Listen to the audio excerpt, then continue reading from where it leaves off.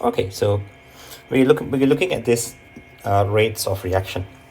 So basically, for this part, rates of reaction, what we're doing is we're looking at how fast a reaction happens. There are some reactions that happen really fast, right? Like, for example, combustion. When you burn something, it happens really fast. And then there are other reactions which happen very slowly, like, for example, rusting. Okay, rusting.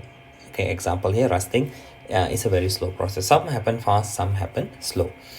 Okay, so if you look over here, now, if when we want to measure how fast a reaction happens, right? When we want to measure how fast a reaction happens, what we normally do is we try to measure a change that takes place, all right? A change, that means, like, for example, let's say if a reaction happens, okay, let's say, like, for example, hydrogen peroxide decomposes, okay? It decomposes to produce this, okay, example. So this is liquid, let's say this is liquid. So in an example like this, right, if you want to measure the rate of reaction, what we can do is we can measure how fast oxygen is produced over a period of time. Okay, so you collect the amount of oxygen that is being produced over a period of time. So since oxygen is a product, what will happen is, as time goes by, right, as time goes by, the amount of oxygen collected will start increasing. So if we plot this into a graph, let's say if this was time, right, if this was time, the amount of oxygen over time will start increasing. Then after that, it starts to flatten out. So this would be the volume of oxygen. So usually in a graph like this, when the graph becomes flat, right? So let's say at this point here, this point, this is where the reaction is over. Okay, the reaction is over. So which means that this is the maximum volume of Vmax, maximum volume of oxygen that is collected. So this type of graph, where the graph goes up, is called a growth, Growth, growth curve. Okay. Meanwhile, if we were measuring the concentration of, let's say, hydrogen peroxide, but in this case, hydrogen peroxide is a liquid, so liquid technically don't have a concentration.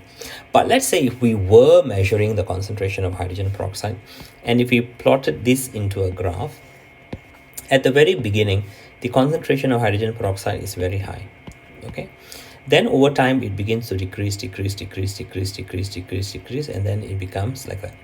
So what is happening is the concentration of hydrogen peroxide is decreasing as the reaction proceeds. At somewhere along this point here, where the graph becomes flat, this is where the reaction is over. Okay, reaction is over. So when you look at this image over here, okay, when you look at this image, let me erase this, right? If you look at this image, this wordings here, right, what I wanted to know is, here it says rate is a change in concentration of reactants or products, whichever, and time interval. How long did it take for it to happen? So if you look at this formula over here, you don't have to worry too much about this formula, right? Don't worry too much about this formula. And then you also have another formula here. So in both of these cases, you do not need to memorize this, but rate can be measured with a change. So this means change, okay? The triangle here means change. It's a change in the concentration of product over time. And in this case, it's a change in the concentration of reactant over time. You may notice that there's a negative sign over here. Negative basically means it's decreasing with time, okay? Decreasing with time. So that's basically what it means. So this is what I was telling you just now. So in this case, this is when you have a reactant. This is a decay curve. It's becoming less and less over time.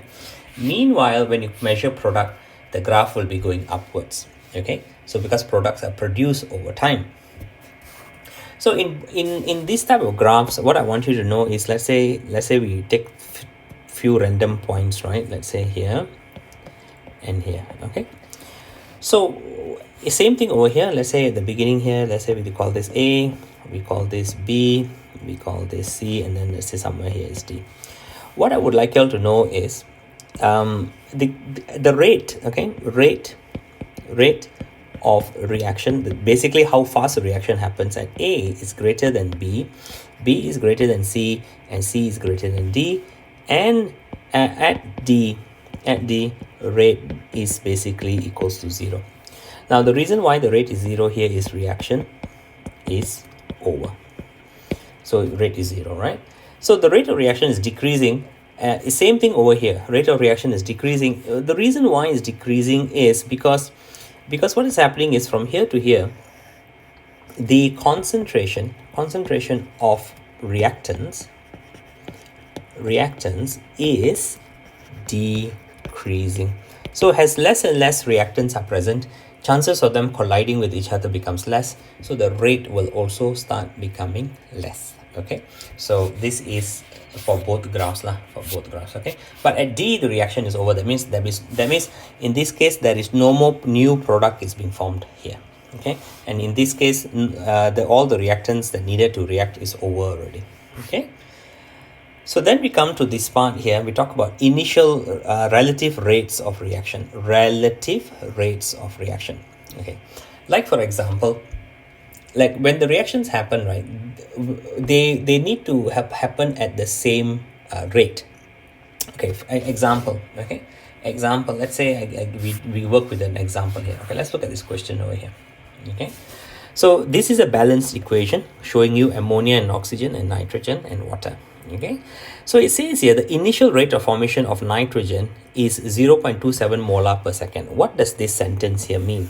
It basically means every second, okay, you get 0.27 molar of nitrogen. That's basically what it means, every second. So that's what it means. So what we're going to do is the rate at which ammonia is being used up, or oxygen is being used up, and water is being produced is not exactly the same. Okay, it's not exactly the same. So what we're going to do is, when we talk about relative rates, if you look over here, it says at what rate is water being formed. Okay, at what rate is water being formed? So very simple. What we need to do is we just need to find the relationship between those two things. Okay, so in this case we want to find the relationship between nitrogen and water. So here, if this is 2, this is 6. Yes, no? And so if this was 0.27, this will be 0.27 times 6 divided with 2. And this will give you the answer over here. Okay, so this will be the relative rate for this, and the answer is here. Like you can see it here, 0.81. So this will be 0.81 molar per second. Then the next question is asking, what is the rate at which ammonia is being consumed? So now what we're going to do is we're going to find the relationship between nitrogen, okay, and ammonia. Quite straightforward. Nitrogen is 2, ammonia is 4. So if this is 0.27, this will be 0.27 times 4 divided by 2. So this will give you the answer.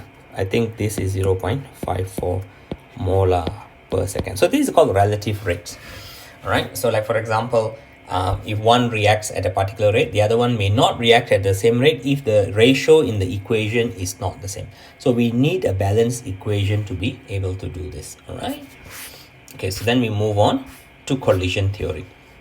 Now basically in collision theory, what it says here is before a reaction happens, the reactants must collide with each other. They must collide with each other. Okay, they must collide with each other. That's a very important criteria. If they don't collide, there is no reaction. In simple English, it basically means the reactants must meet each other. Okay, they must meet each other. If they don't meet each other, how is the reaction going to take place? And when these reactants meet each other, what must happen is they must fulfill a few criteria. One criteria is when they collide with each other, they must be able to break the chemical bonds that exist. Okay, for example, let's say we have hydrogen and it's supposed to react with iodine. Okay, and the objective is to produce hydrogen iodide. So when hydrogen, which contains one single bond, collides with iodine, which also contains one single bond, the objective here is to break this bond. This bond must break. Okay, these bonds must break. And only once the bonds are broken, new bonds between hydrogen and iodine can be created. Okay, So new bonds between these can be created. So you must break the old bonds before new bonds are created. And in this case, what happens is, to break the chemical bonds, there must be a minimum energy. And that minimum energy is called activation energy. Activation energy is the minimum energy that you need to break the chemical bonds in the reactant. Okay, so that's very, very important. All right. Now, the other word here is they must collide in the correct orientation. Correct orientation. So if you look over here in this picture here, you see, okay, let's look at the same example I gave you just now, right? Let's say hydrogen plus iodine, and the objective is to produce hydrogen iodide. So there are two ways they can collide with each other. I mean, maybe there are many ways, but there are two ways they can collide with each other. One is hydrogen and iodine collide with each other in this way. That means like this. And when they do that, what happens is, only this hydrogen and this iodine are face to face. What happens to this hydrogen and this iodine? They are too far away from each other.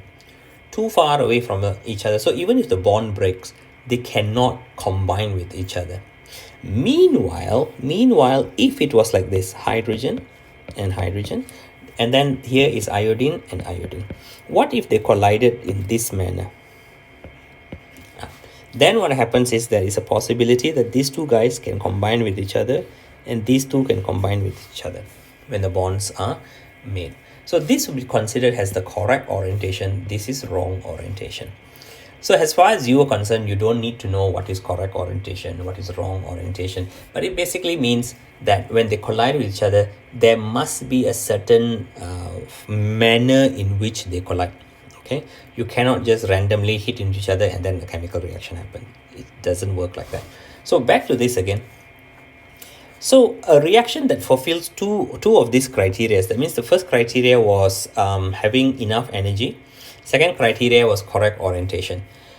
So when you have enough energy and you have correct orientation, that reaction is called an effective collision. It's also known as a successful collision. That means in some textbooks, they use the word successful collision. Okay. So if we want to increase the rate of reaction, what we need to do is we need to do two things. Number one, we need to increase the frequency of collisions. We need to increase the frequency of collision. That means we need to increase the number of particles hitting into each other. We need to increase that. And by doing this, once we do this, right, what will happen is we will naturally increase the frequency of effective collision. It is given. So if you increase the frequency of collision, you will increase the frequency of effective collisions. All right. For example, okay, let's say for example here, right? Let's remove this. Okay, let's remove this. Okay, so let's say in the first case, there are, let's say, a trillion collisions, right? There are a trillion collisions. But out of these trillion collisions, right, only, let's say 10 million are effective collisions. Okay, only 10 million are effective collisions. So if we can increase this, let's say we increase this to become 1 times 10 to the power of 14 collisions, for example. If we increase this many collisions, perhaps what will happen is this will also increase. So maybe it will become 10 times 10 to the power of 8 effective collisions, you see. So the idea is if we can increase the number of collisions, we will increase the number of effective collisions as well.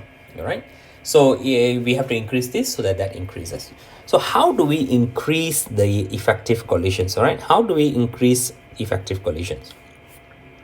So to increase this, what we need to do is a few things. One is concentration. All right. One is concentration. So basically, when we increase concentration, we will increase the frequency of collision, which will in return increase the frequency of effective collision. Okay, so the more particles in a given space, when there are more particles in a given space, the chances of them colliding with each other is high, and the chances of those collisions being effective is also high. Okay, then the other thing is surface area. And now surface area is basically when we talk about solids. This is meant primarily for solids. If you have a solid block, what you do is you break it down to smaller pieces. Okay, you break it down to smaller pieces, break it down into powder. What happens is the rate of reaction will increase, because the total surface area, okay, the total surface area will increase. Okay, the total surface area will increase. So that will increase the rate of reaction for solids. Now, the actual reason is more of like this. Let's say that, for example, right? Let's say we have solid. Okay, so let's say this is one layer of solid. This is one layer. Okay, let's say the blue layer. Then inside there is a red layer. Okay, red. So imagine this is a solid particle. Then there's a green layer. Then let's say there's a pink layer inside here. Okay, and so let's say there is another reactant here. Let's say there is another reactant here. Okay, so this is another reactant, right? Let's say this is acid. So let's say this is zinc and this is acid. When you pour the acid here, right, what is going to happen is, first is going to react with the blue part first. Okay, it's going to react with the blue part first. Okay, first all the blue have to react. Okay, react with the blue first, done. Then you go and react with the red part. Okay, react with the red part. Then when you finish, then you react with the green part. After you finish, then only you react with the pink. So it's a very slow process. So basically it's going layer by layer by layer. But what happens is, if you, for example, you break this down to, let's say you break this down to smaller pieces. Okay, so what you do is you break it down so that all of the blues, okay, all of the blues and all of the greens and all of the pinks and all of the reds are all exposed. Okay, they're all exposed. So what does this mean? It basically means when you mix the yellow chemical here, this chemical here, it can attack each one of them at the same time in any direction, right? In any direction at the same time. So this is actually what we mean by increased surface area. That means we are exposing as many of the atoms or molecules of one reactant towards the other reactant. Okay, we are exposing as many of the atoms or molecules of one reactant towards the other reactant. That's actually what we're doing. But in simple terms, we just say, hey, increasing the total surface area. That's what we're doing. Then another factor, a very important factor, is temperature. Now, when we talk about temperature, right? When we talk about temperature, I want you to know that increasing the temperature 100% normally will increase the rate of reaction. 100% the rate of reaction will happen. Why? Because when temperature goes up, right, the kinetic energy and the average kinetic energy, okay, average kinetic energy will increase. That means all particles will start moving faster and faster and faster and faster. They will have a lot of energy. That's basically what it means. So when they have a lot of energy, they will collide with each other with greater amount of energy as well. And when they collide with greater amount of energy, the chances of breaking the bonds also becomes very, very high. Okay, so increasing temperature increases the rate of reaction. This is an example of a Maxwell-Boltzmann distribution, right? Maxwell-Boltzmann, I don't see it here. So this is called a Maxwell-Boltzmann distribution. Distribution. Okay, here we go. Now, forget about the red part first, right? So let's focus on the blue part, right? Let's focus on the blue part. Okay, let's look at the blue part here. Okay, so these are all the particles in the blue part. Okay, all of the particles in the blue part, and then you see this part here, right? Now, okay, so the number of particles here is this lah, the blue one, right? So these are all the number of particles which are at lower temperature. So what I wanted to notice is this part here, right? This part here, all of these molecules here, the one I just colored green, which are beyond the, oops, 1 second. Okay. All of these particles here, right? Which are in this part here. All of these have energy. All of these particles here have energy greater than the activation energy. This is the activation energy. This is the minimum energy they need to start the reaction. Okay. But when we increase the temperature, right, what happens is the entire graph is pushed to that side. So it becomes shorter, becomes lower, and then is more skewed towards the right hand side. Now what I want you to notice is, now you focus on the red part, right? The number of particles in the blue part and the red part is exactly the same. The number of particles have not changed. The number of particles are exactly the same. But what I want you to know is now there are more particles. You see this whole area here? This whole area here? Now there are more particles that have energy greater than the activation energy. So now this is an extra part here. You have just added this.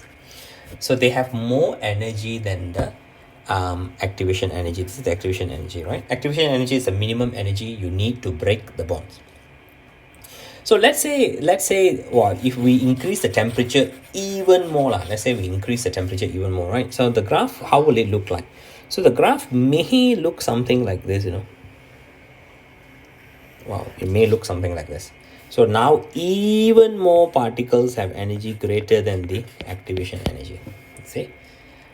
All right, so that's basically how it's going to go now, more or less. Okay. So there'll be some particles still having less energy, but generally more particles will have higher energy.